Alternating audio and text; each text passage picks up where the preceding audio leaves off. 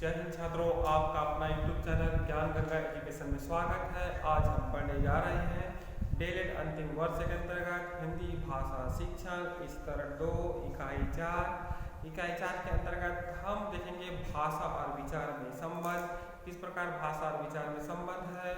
इसके पहले हमने सपीर-वोर्फ प्राकल्पना पढ़ा था, तो उसमें भी कुछ संबंध बताया गया है कि भाषा के द्वारा विचार बनता है ना।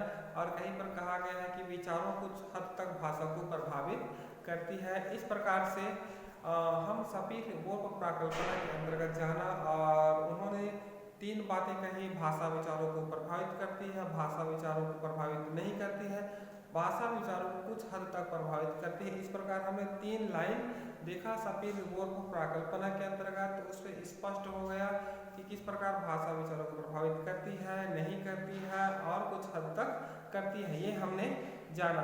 आज जानेंगे भाषा और विचार का संबंध। इसमें भी कुछ वोर्फ की प्राकल्पना बताई गई है कि वोर्फ प्राकल्पना के अंतर्गत भाषा विचारों को प्रभावित करती है, यह सिद्ध करने का प्रयास किया गया है। तो आइए हम देखते हैं परिचय के रूप में। लोग यह सवाल कई सौ वर्षों से पूछते आ रहे हैं। भाषाविदों ने इस पर विशेष ध्यान 1940 के बाद देना शुरू किया, जब एक भाषाविद बेंजामिन ली वोर्फ ने पूर्वोत्तर अरिज़ोना में रहने वाले होपी समुदाय, जो कि ठेठ अमेरिकन भाषा बोलता है, का अध्ययन किया। अपने इस अध्ययन के आधार पर वोर्फ ने दावा किया कि होपी लोग और अंग्रेजी बोलने वाले लोग दुनिया को अलग अलग तरीकों से देखते हैं, समझते हैं, क्योंकि उनकी भाषाएं अलग अलग है। देखिए, भाषाविदों में अनेक प्रकार की एक प्रकार से उनकी मनोविचारात्मक शैली है ना। तो भाषाविद बेंजामिन ली वोर्फ, जो कि सपीर के शिष्य हैं, उन्होंने पूर्वोत्तर अरिज़ोना में रहने वाले होपी आदिवासियों का उन्होंने अध्ययन किया। अध्ययन में पाया कि होपी आदिवासी जो है उनकी भाषा अलग है और जो अंग्रेजी बोलने वाले हैं उनकी भाषा अलग है, क्योंकि उनके पास किसी खास वस्तु के लिए होपी आदिवासी के पास शब्द है ही नहीं है। मतलब दुनिया को देखने का अलग नज़रिया है, दुनिया को देखने का जो भाषा विशिष्ट नज़रिया है वो अलग है। तो इसी में कहा गया है कि अंग्रेजी बोलने वाले लोग दुनिया को अलग तरीके से देखते हैं, समझते हैं, क्योंकि उनकी भाषाएं अलग अलग है। होपी और अंग्रेजी लोग है ना, भाषा जानने वाले दुनिया को अलग अलग तरीके से देखते हैं, क्योंकि उनका नज़रिया अलग है, क्योंकि उनकी अलग अलग भाषाएं हैं। इससे हमें क्या बात समझ में आती है, इसका जवाब थोड़ा उलझा हुआ है। यह वैसा ही सवाल है कि अंडा पहले आया या मुर्गी, है ना। तो भाषा और विचार के संबंध में यह सवाल उलझा हुआ है और इसे समझने का प्रयास किया जा रहा है कि पहले भाषा आया या विचार। ठीक उसी प्रकार यह सवाल पेचीदा है कि पहले मुर्गी आई कि अंडे। क्या आप उन चीज़ों के बारे में नहीं सोच सकते जिनके लिए आपके पास शब्द नहीं है, या आपके पास उनके लिए शब्द नहीं है क्योंकि आप उनके बारे में सोचते नहीं हैं? इस समस्या का एक हिस्सा यह है कि इससे भाषा और विचारों के अलावा कुछ और भी शामिल है, वह है संस्कृति। अब यहाँ पर कहा गया है कि क्या आपके पास जो शब्द नहीं है तो उसके बारे में हम नहीं सोच सकते क्या? ठीक है, हम उनके बारे में सोच सकते हैं जिनके बारे में शब्द है ही नहीं। तो इस प्रकार कहा गया है कि हम उनके बारे में सोचते ही नहीं। इस समस्या का एक हिस्सा यह है कि इससे भाषा और विचारों का अलग कुछ और भी शामिल है, वह संस्कृति। ठीक है, इसमें यह संस्कृति शामिल है। ठीक है, संस्कृति इसलिए शामिल है कि संस्कृति भी भाषा से बना हुआ है। कहीं न कहीं देखा जाए तो प्रत्येक संस्कृति भाषा से बना हुआ है, और लेकिन वास्तविकता देखें तो विचारों के प्रयास से ही कुछ भाषाओं का जन्म हुआ है, या कहें उस भाषा के शब्द का निर्माण हुआ है। आपकी संस्कृति, परंपरा, जीवन शैली, आदतें, अन्य चीज़ें जो आप उन लोगों से प्राप्त करते हैं जिनके साथ आप रहते हैं, ये सभी चीज़ें आपके सोचने के तरीके को, बात करने के तरीके को प्रभावित करती है। अब देखिए, प्रत्येक संस्कृति भारत में अनेक प्रकार की संस्कृति है, उन संस्कृति की अपनी अपनी परंपरा है, रीति रिवाज है, जीवन शैली है, उनके बात करने का तरीका अलग है ना, उनके रहने का तरीका अलग है, उनके सोचने का तरीका अलग है ना, और ये तरीके प्रभावित करती है हमारी सोच को, हमारी विचार को। आइए जानते हैं, एक भाषा है गुगु यिमिथीर। अब थोड़ा सा देखते हैं, एक भाषा है गुगु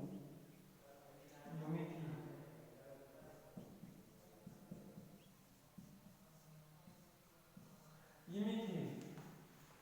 इसमें बाएं दाएं पीछे आगे जैसे शब्द नहीं है ना, लेफ्ट राइट फ्रंट और फ्रंट और बैक के लिए शब्द है ही नहीं, इसलिए इस भाषा को बोलने वाले हमेशा ही स्थान को बताने के लिए उत्तर दक्षिण पूर्व पश्चिम का इस्तेमाल करता है। अब थोड़ा समझने का प्रयास कीजिए, यह एक गुगु यिमिथीर एक भाषा है। इस भाषा में आगे पीछे दाएं बाएं के लिए शब्द है ही नहीं है, इसलिए ये क्या क्या इस्तेमाल करते हैं, ये उत्तर दक्षिण पूर्व पश्चिम का इस्तेमाल करते हैं। कैसे इस्तेमाल करते हैं आइए समझते हैं उदाहरण के माध्यम से। जैसे कि ये एक मकान है, ठीक है, ये मकान है, इस मकान के सामने एक लड़का खड़ा है। अब देखिए ये मकान है, इस मकान के सामने एक लड़का खड़ा है। हम बोलेंगे कि मकान के सामने एक लड़का खड़ा है, लेकिन गुगु यिमिथीर जो भाषा जानने वाले हैं वो लोग कहेंगे कि मकान के पूर्व में लड़का खड़ा है, मकान के पूर्व में लड़का खड़ा है। आ रहा समझ? इस प्रकार से गुगु यिमिथीर जानने वाले ऐसा कहते हैं।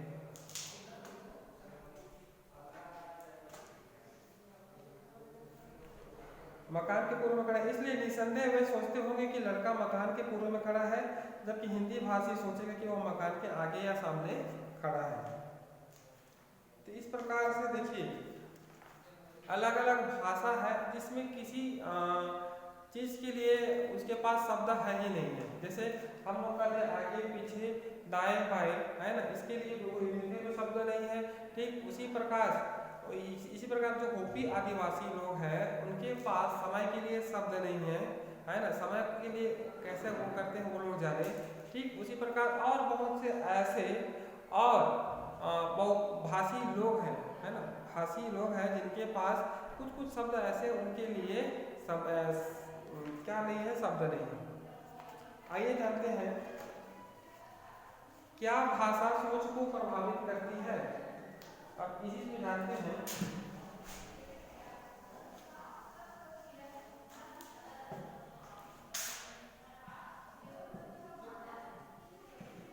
क्या भाषा सोच को प्रभावित करती है। अब ये प्रश्न है, तो आइए हम जानते हैं क्या हमारी भाषा हमारे सोचने के तरीके को प्रभावित करती है या सांस्कृतिक आदतें परंपराएं सोच भाषा दोनों प्रभावित करती है।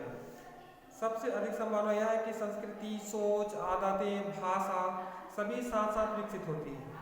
अब यहाँ पर कह रहा है कि क्या हमारी भाषा हमारे सोचने के तरीके को प्रभावित करती है, सांस्कृतिक परंपराएं या सांस्कृतिक परंपराएं और सोच भाषा दोनों भाषा को प्रभावित करती है। सबसे अधिक संभावना यह है कि संस्कृति सोच आदतें भाषा सभी साथ साथ विकसित होती है। अब देखिए जैसे कोई बच्चा जन्म लेता है तो जैसे जन्म लेता है तो भाषा का जन्म होता है, मतलब भाषा को वह सीखता है। इनके साथ साथ उनके अंदर सोच आदतें भी आती हैं और साथ साथ उनके अंदर संस्कृति आती है, क्योंकि वह पारिवारिक व्यक्ति है, परिवार में रहता है, समाज में रहता है, तो उनके अंदर संस्कृति आती है। तो ये सारी एक साथ विकसित होता है। लेकिन समस्या केवल शब्दों तक ही सीमित नहीं है। अंग्रेजी में भी किसी वाक्य में क्रिया का रूप यह बताता है कि वह वाक्य भूतकाल की बात कर रहा है वर्तमान काल की। लेकिन अंग्रेजी में ऐसे बहुत से शब्द है जो यह निर्धारित करता है कि वह भूतकाल में बात कर रहा है कि वर्तमान काल में। जैसे कि यहाँ पर एक शब्द है मैरी वॉक,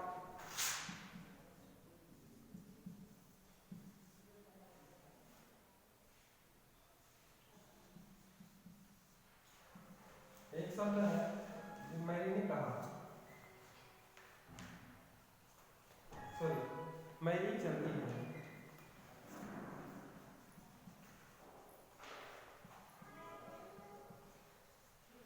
और इसमें है मैरी चली थी। लेकिन होपी में इसकी जरूरत नहीं। होपी भाषा के वाक्य में क्रिया का रूप बताता है कि वक्ता को यह जानकारी कैसे प्राप्त हुई।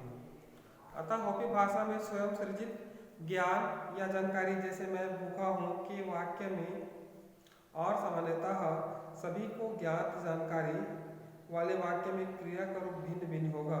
जैसे अंग्रेजी भाषी यह अतिरिक्त जानकारी जोड़ सकता है कि मैंने सुना है मेरे पास होगी, जिससे पता चलता है कि यह जानकारी कैसे प्राप्त हुई, लेकिन सामान्यतः यह जरूरी नहीं।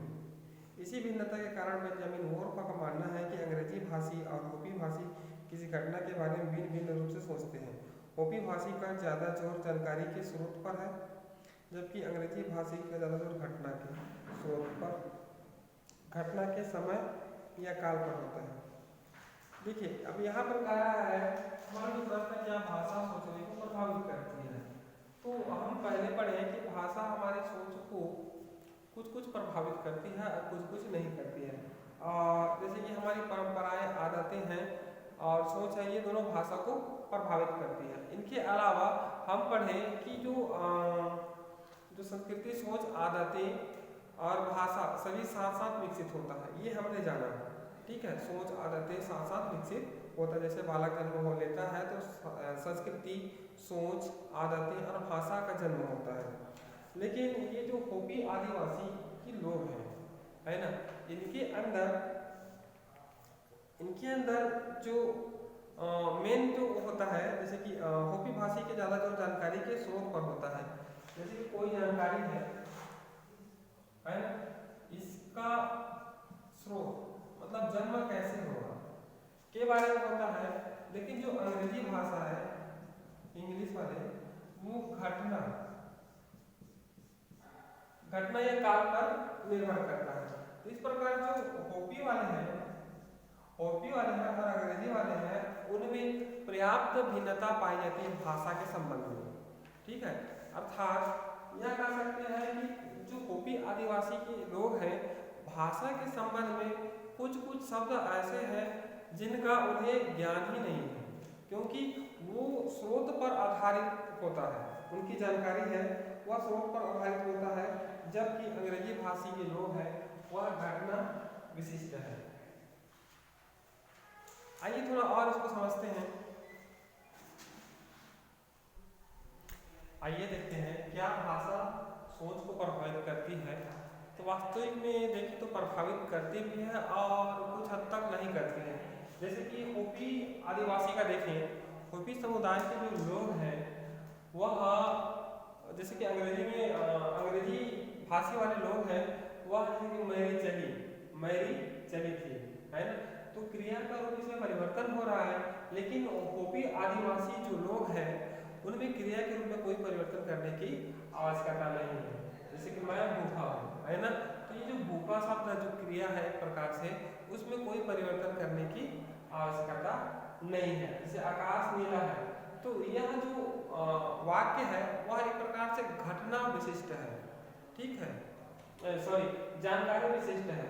जैसे आकाश नीला है, सब देख रहे हैं, ये मतलब ज्ञात है ना, तो यह जानकारी विशिष्ट होने के कारण उसकी क्रिया के रूप में उतना परिवर्तन नहीं हो पाता। अर्थात उसकी सोच को क्या है, भाषा उसकी सोच को प्रभावित नहीं कर पा रही है एक प्रकार से देखें तो।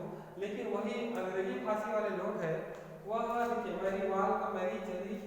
मैरी वॉक, इसमें क्या है, मैरी चली थी, तो इसकी क्रिया के रूप में परिवर्तन हो गया। और इसमें और भी जोड़ सकते हैं, अंग्रेजी भाषी वाले लोग और भी जोड़ सकते हैं, वह भूखा, सॉरी, इसमें जोड़ सकते हैं अंग्रेजी भाषा में, मैं भूखा हूँ क्योंकि खाना नहीं खाया था, है ना। तो इस प्रकार से जोड़ सकते हैं। तो इसमें कह सकते हैं कि भाषा कुछ हद तक विचारों को प्रभावित करती है और कुछ हद तक भी नहीं करती है। तो यह है आपका क्या भाषा सोच को प्रभावित करती है का उत्तर। आइए चलते हैं नेक्स्ट। आइए देखते हैं दूसरा, एक से अधिक कैसे लिखा है, अर्थात बहुवचन कैसे बनाएं। तो बहुवचन कैसे बनाएं, जिस प्रकार अंग्रेजी में इन शब्द को बहुवचन बनाने के लिए एस या ई जोड़ देते हैं तो बहुवचन बन जाता है, एकदम साधारण समान सी बात। और अंग्रेजी भाषा में सबसे ज़्यादा बहुवचनें बनती है, ठीक है। लेकिन हिंदी में चावल को चावल ही कहा जाता है, चावलें नहीं कहा जाता। जैसे कि दो कप चावल है तो दो चावल भी नहीं कह सकते। आइए हम इसी को और समझते हैं। इसी प्रकार अलग अलग भाषाओं के वाक्य विन्यास में वस्तुओं को भिन्न भिन्न प्रकार से लिया जाता है।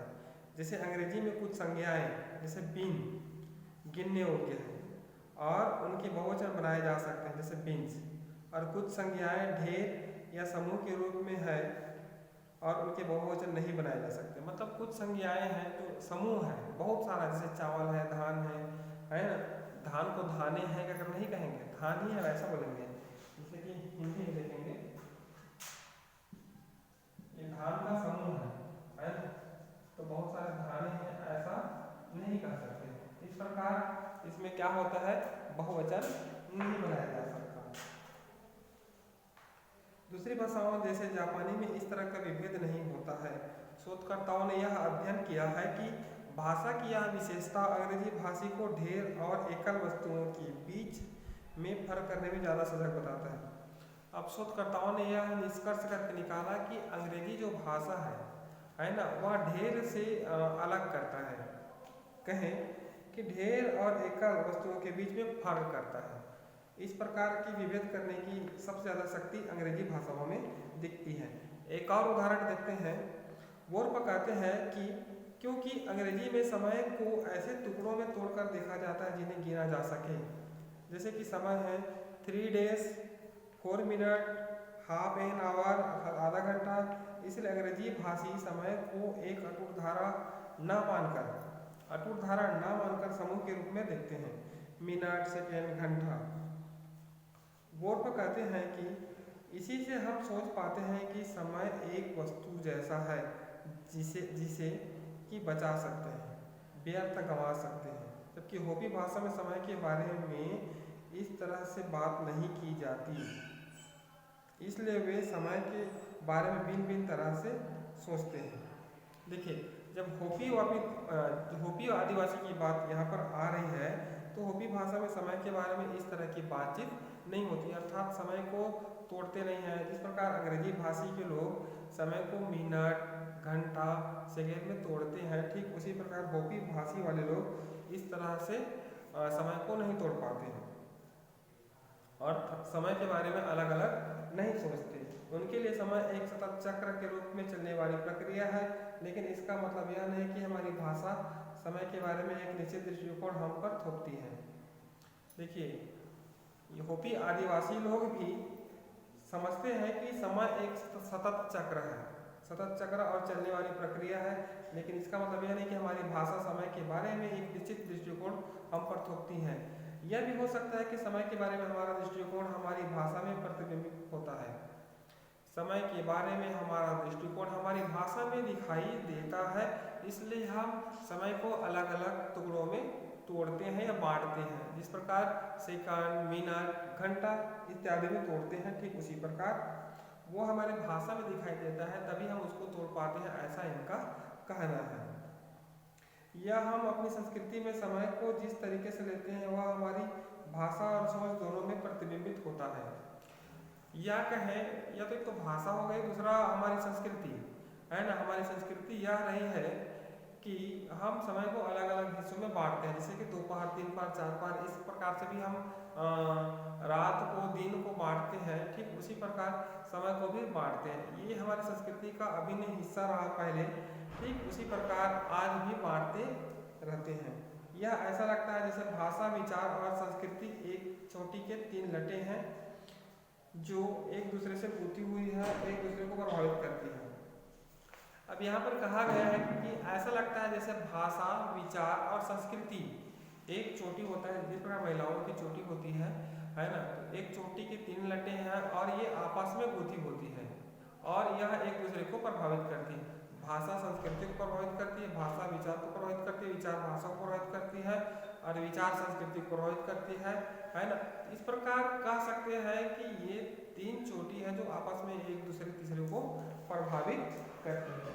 तो आइए चलते हैं, तो एक से अधिक कैसे दिखाएं, इस प्रकार देखें तो थोड़ा सा अंग्रेजी में मतलब भाषा को कोई भी भाषा है उसकी बहुवचन बना सकते हैं, हिंदी भी बना सकते हैं, लेकिन जो समूह होता है उनका बहुवचन नहीं बना सकते। जैसे चावल हो गया, गेहूँ हो गया, है ना, आटा हो गया, हम उनका बहुवचन नहीं बना सकते। उसी प्रकार जापानी भाषा है उसमें बहुवचन नहीं बनता है, इस प्रकार से कहा गया है। ठीक है, तो बहुवचन कैसे बनाए, इस प्रकार बना सकते हैं। तो आइए जाते हैं नेक्स्ट। आइए प्रश्न की ओर चलते हैं। क्या हम भाषा में ही सोचते हैं? ये आपके पुस्तक में ही प्रश्न है। तो अधिकांशतः तो हम नहीं कर सकते, लेकिन हाँ हम भाषा में सोचते हैं, हम भाषा में ही सोचते हैं, लेकिन अधिकांशतः नहीं। जैसे कि मैंने एक ऐसे पत्ते को देखा जिसको हिंदी भाषा में कुछ नाम से जाना जाता है, लेकिन उस पत्ते का नाम या उस पत्ते की नाम की भाषा मुझे याद नहीं है। ठीक है, मैंने तो सोचा लेकिन उसका नाम मुझे पता नहीं है ना, तो मैंने उसे एक अलग नाम दे दिया। ठीक है, उसका नाम रहते हुए मैंने उसे अलग नाम दे दिया। तो इस प्रकार कह सकते हैं कि हम अधिकांश भाषा में सोचते हैं, लेकिन हम कभी ऐसा समय आता है जिसमें हम भाषा में नहीं सोचते हैं। तो आइए हम इसी को जानने का प्रयास करते हैं। हमेशा तो नहीं, लेकिन अधिकांशतः यह बात सही है। आप आसानी से एक ऐसी मानसिक छवि गढ़ सकते हैं और उसकी अनुभूति कर सकते हैं जिसे कि शब्दों में वर्णित करना मुश्किल हो। अधिकांश क्या होता है, हम ऐसा छवि या कल्पना कर सकते हैं, ऐसा कल्पना कर सकते हैं जिनकी अनुभूति हमें हो रही हो। ठीक है, अनुभूति हो रही हो और हम उसके बारे में वर्णन करना मुश्किल होता है, हम उसके बारे में वर्णन करना मुश्किल होता है। जैसे हम एक अजीब प्रकार का जीव देखें, है ना, तो वह भी मतलब अजीब प्रकार का जीव है जिसे देखकर हम उसको वर्णन नहीं कर पाते हैं, कैसा है, कैसा रूप है ना, किस प्रकार है, इस प्रकार से हम उनका वर्णन नहीं कर पाते। तो इस प्रकार कह सकते हैं कि हम भाषा में नहीं सोचते, और कभी कभी ऐसा होता है कि हम भाषा में भी सोचते हैं। आइए हम जानने का प्रयास करते हैं। देखिए, हम बहुत से ऐसे चीज है जिनका हम भाषा में सोचते हैं। सामान लेना, बाजार से सामान लेना, हम ये लाएंगे, ये सामान लाएंगे हमारे खाना आवश्यकताओं की पूर्ति के लिए, और कुछ ऐसे सामग्री है, तो हम ऐसे मामलों में हम भाषा में सोचते हैं। लेकिन बहुत कुछ ऐसे जो हमारा जो अनुभव है हम उसको भाषा में नहीं सोचते। जैसे मसाले की सुगंध, आप देखेंगे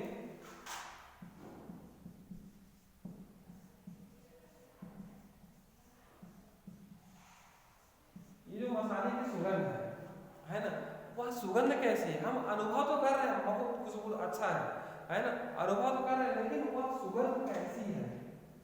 ठीक है, तो इसके बारे में हम कल्पना तो कर पा रहे हैं, लेकिन उसके लिए हमारे पास शब्द है ही नहीं। ठीक है, ध्वनि के सुरीलापन, नाशपत्ती के आकार, किसी और मामले की गंध के बारे में सोच सकते हैं। इनमें से किसी भी विचार के लिए भाषा आवश्यक नहीं। देखिए, जैसे मुरली, कोई भी मतलब मुरली है, उनकी सुरीली आवाज है ना, इसके लिए भाषा नहीं। इसके बारे में हम सोच सकते हैं, कल्पना कर सकते हैं, कल्पना के उड़ानों में बह सकते हैं, लेकिन उसके लिए हमारे पास भाषा नहीं है। नाशपत्ती के आकार के और कोई फल, उसकी सुगंध, या ऐसे बहुत से सब पत्ते हैं जिसकी सुगंध के बारे में हमारे पास शब्द है, लेकिन हम उसके बारे में क्या करते हैं, सोच सकते हैं। ठीक है, तो ऐसा कहा गया है कि कुछ ऐसे मामले हैं जहां पर सोचने के लिए भाषा की आवश्यकता नहीं होती, और ऐसे बहुत से मामले हैं अधिकतर करके जिसमें भाषा की आवश्यकता होती है, यह सिद्ध कर रहा है। तो यहाँ पर दो अर्थ यहाँ पर निकल कर सामने आ रहा है कि अधिकांश तो हम भाषा में नहीं सोचते, भाषा में ही सोचते हैं, लेकिन कुछ ऐसे मामले हैं जहाँ पर हम भाषा में सोचते हैं।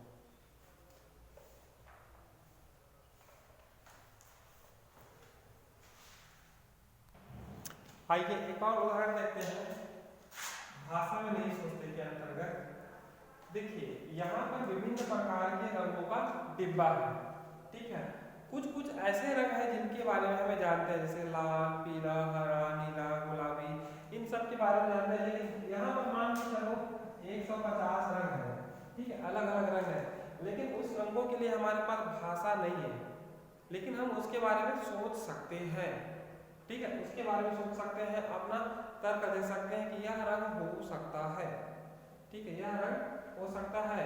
इस प्रकार से हम भाषा में नहीं सोचते, हम भाषा में नहीं सोचते। यहाँ रंगों से स्पष्ट हो जाता है कि अनेक प्रकार के रंग हैं और उनके लिए हमारे पास शब्द है ही नहीं है, तो हम उसके बारे में नहीं सोच सकते, हम उसके बारे में उनको अलग नाम दे सकते हैं। जिनके बारे में हम जानते हैं जैसे हरा, पीला, नीला, गुलाबी, बैंगनी, हम उनको अलग नाम देते हैं। जैसे कि आपको पता है, जैसे कि हल्का सफेद, हल्का लाल, हल्का काला, इस प्रकार से नहीं करते हैं, ठीक उस प्रकार से जैसे नाम नहीं होता था उस दूसरे नाम से बोल देते हैं, लेकिन अलग अलग रंगों के लिए क्या बोलते हैं, हम बिना भाषा में नहीं सोचते हैं, ठीक है, इस प्रकार से कहा गया है। आइए चलते हैं नेक्स्ट, आइए और देखते हैं। न्यू गुआना के दानी आदिवासियों लोगों की भाषा में रंगों के लिए केवल दो परिभाषाएं हैं, एक गाढ़े रंग नीला हरा, दूसरा हल्के रंग पीला लाल। उनकी भाषा रंगों के वर्णक्रम को अलग अलग तरह से वर्गीकृत करती है, लेकिन इसका मतलब यह नहीं कि वे लाल और पीले रंग में फर्क नहीं कर पाते। कहने का तात्पर्य यह है कि वह केवल रंगों के बारे में दो ही ज़्यादा करके उनके पास शब्द है, एक गाढ़े रंग, एक हल्के रंग, ठीक है, एक गाढ़े रंग और दूसरे हल्के रंग, लेकिन इसका मतलब यह नहीं है कि वो रंगों के बारे में फर्क नहीं कर पाते, तो वो फर्क कर पाते हैं, लेकिन उसके पास उतना शब्द नहीं है जो होना चाहिए। आइए देखते हैं दूसरा। रूसी भाषा में हल्के नीले और गहरे नीले रंग के लिए दो अलग अलग रंग हैं। रूसी भाषा में हल्के नीले और गहरे नीले के लिए दो अलग अलग रंग हैं। इसका मतलब यह है कि रूसी भाषी इन्हें दो अलग अलग रंगों के रूप में मानते व सोचते हैं, ठीक है, हल्के नीले और गहरे नीले, ठीक है, लेकिन इसके अलावा नीले में और भी हो सकता है, ठीक है, लेकिन वो केवल दो ही मानते हैं, हल्के नीले और गहरे नीले। जबकि अंग्रेजी भाषी उन्हें एक ही रंग मानते व सोचते हैं, क्योंकि उनके पास इनके लिए एक ही शब्द है नीला, उनके पास एक ही शब्द है नीला, लेकिन इस नीले को अंग्रेजी में और अलग अलग नामों से जाना जाता है ना। तो इस प्रकार जिनके पास जैसा शब्द होगा वैसा उनका विचार बनेगा, लेकिन कहीं पर ऐसा भी होता है कि हमारे पास शब्द नहीं है, लेकिन उसके बारे में हम अपना अनुभव कल्पना करते हैं। तो इस प्रकार कह सकते हैं कि क्या हम भाषा में ही सोचते हैं, तो ऐसा नहीं है। इनके दो उत्तर है। पहला उत्तर तो ये है कि हम अधिकतर भाषा में सोचते हैं, लेकिन कम हम बिना भाषा के भी सोचते हैं। तो इसके दो उत्तर है, इस दोनों उत्तरों को आप दे सकते हैं। आज के इतना भाषा विचार का संबंध आगे और देखेंगे, तब तक के लिए धन्यवाद। जय हिंद।